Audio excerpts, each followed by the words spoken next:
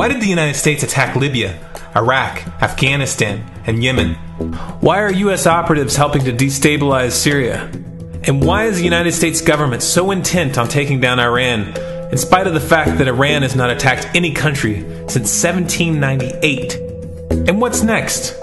What are we headed for? When you look at the current trajectory that we're on, it doesn't make any sense at all if you evaluate it based on what we're taught in school. And it doesn't make any sense if you base your worldview on the propaganda that the mainstream media tries to pass off as news. But it makes perfect sense once you know the real motives of the powers that be. In order to understand those motives, we first have to take a look at history.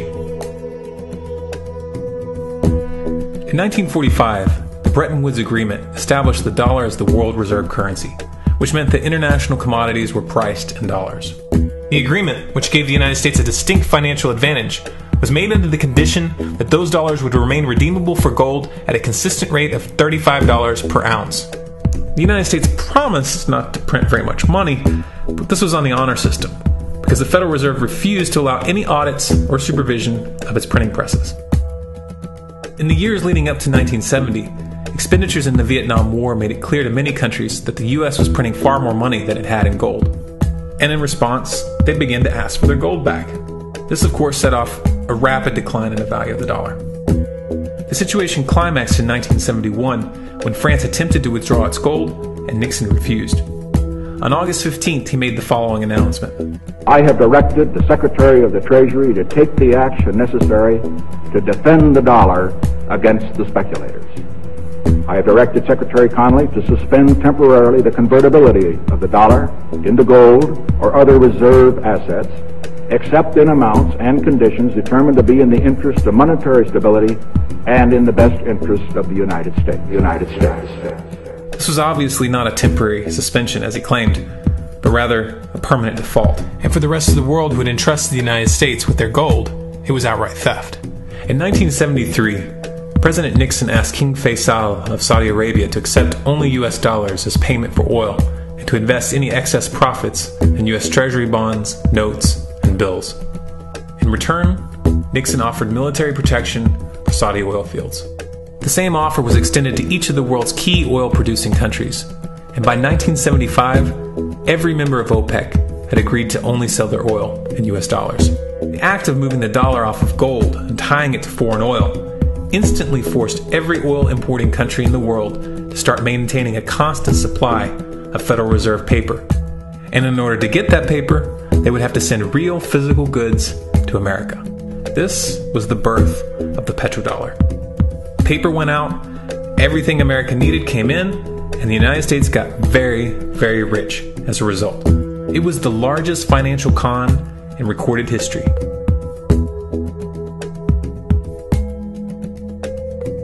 The arms race of the Cold War was a game of poker.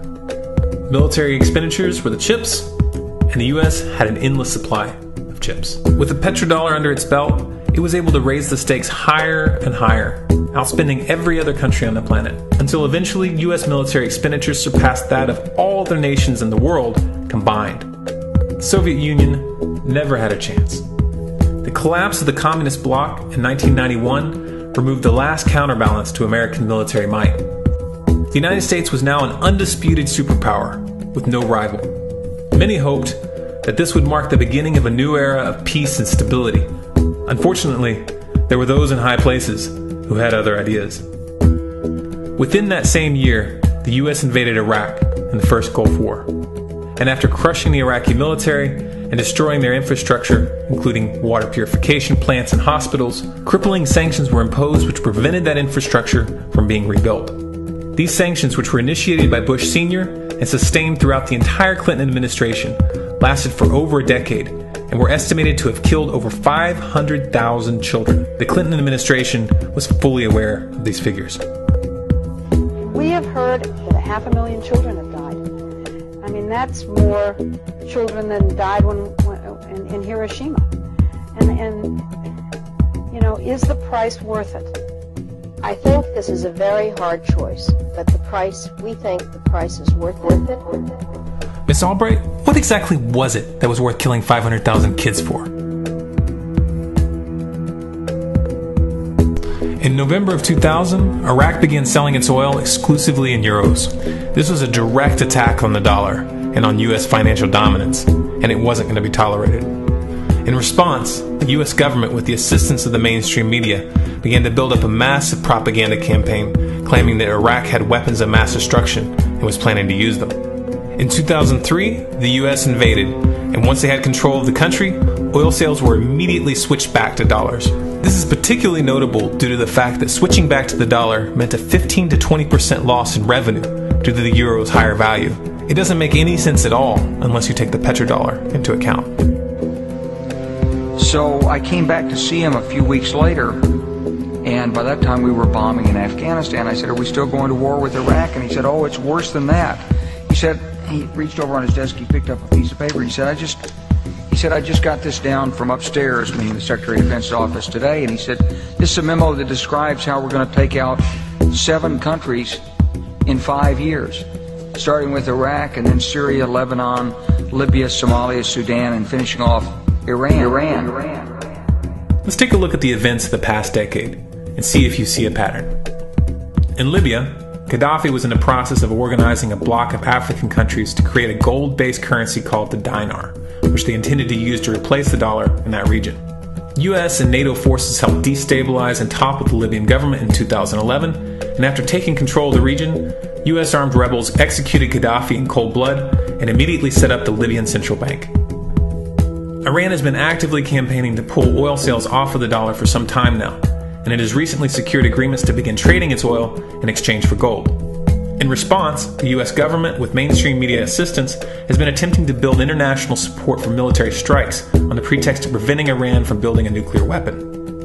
In the meantime, they established sanctions which US officials openly admit are aimed at causing a collapse of the Iranian economy. Syria is Iran's closest ally, and they are bound by mutual defense agreements.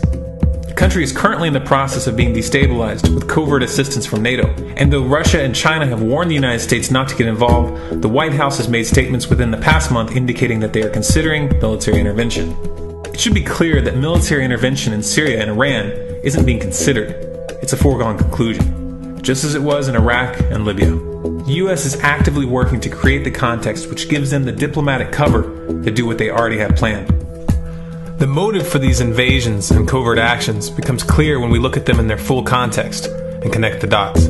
Those who control the United States understand that even if a few countries begin to sell their oil in another currency, it will set off a chain reaction and the dollar will collapse. They understand that there is absolutely nothing else holding up the value of the dollar at this point, and so does the rest of the world.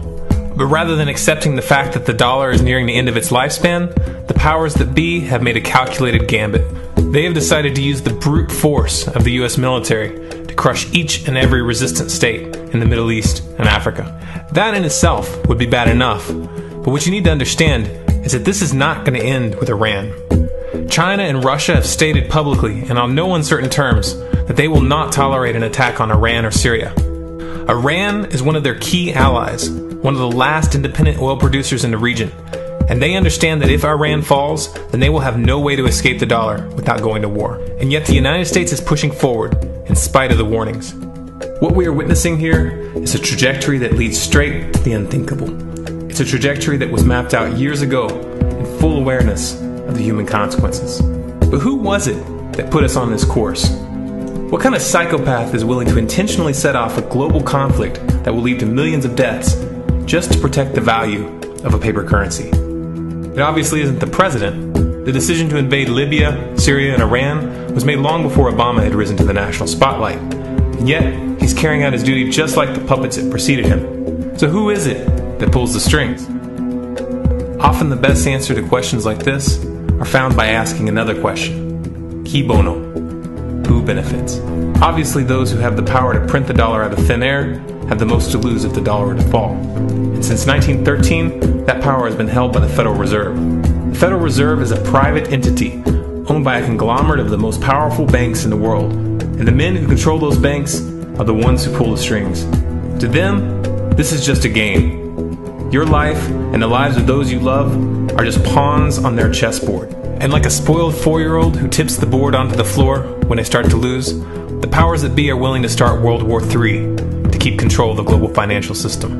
Remember that when these wars extend and accelerate. Remember that when your son or your neighbor's son comes back home in a flag-draped coffin. Remember that when they point the finger at the new boogeyman, because the madmen who are running this show will take this as far as you allow them to.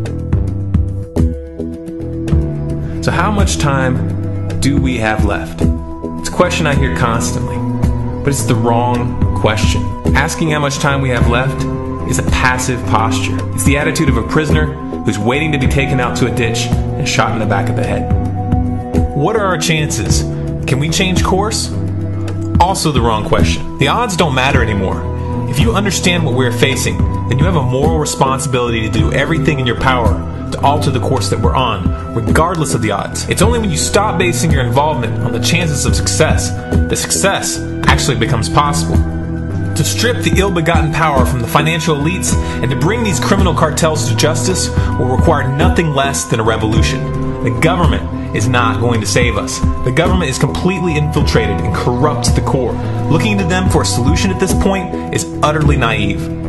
There are 3 stages of revolution, and they are sequential. Stage 1 is already underway. Stage 1 is the ideological resistance.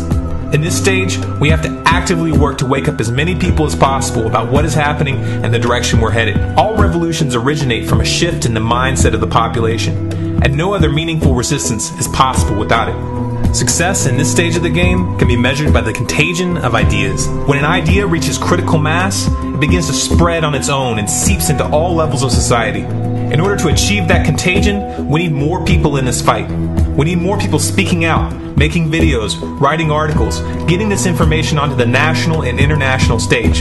And we especially need to reach the police and the military. Stage 2 is civil disobedience, also known as nonviolent resistance. In this stage, you put your money where your mouth is, or more accurately, you withhold your money and your obedience from the government, and you do everything in your power to bring the gears of the state to a halt. Practiced in mass, this method alone is often enough to bring a regime to its knees. However, if you fail at this stage, stage 3 is inevitable. Stage 3 is direct physical resistance. Direct physical resistance is the last resort, and it should be avoided and delayed as long as possible, and it should only be invoked after all other options have been thoroughly exhausted. There are those who talk tough and claim that they will resist when the time comes, but what those people fail to realize is that if you are inactive during the first 2 stages and save your efforts for the last resistance, then you will fail. When the Nazis were moving door to door, dragging people out of their homes in Germany, that was the time to fight back physically. But due to the lack of ideological resistance and civil disobedience leading up to that moment, even an armed uprising would have likely failed at that point. An armed uprising can only succeed if the people have established an attitude of active resistance. And active resistance is only possible after their minds have broken free from the mainstream propaganda. If you want to fight back, it's now or never. You're not going to get another chance, and the stakes are far higher than they were in Nazi Germany.